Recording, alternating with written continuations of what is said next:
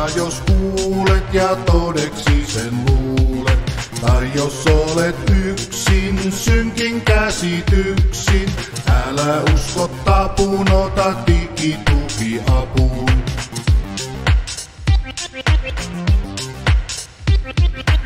Digituki auttaa, digituki ohjaa, digituki vinkkaa, digituki synkkaa, digituki selittää, digituki kehittää, digituki levittää, digituki pelittää.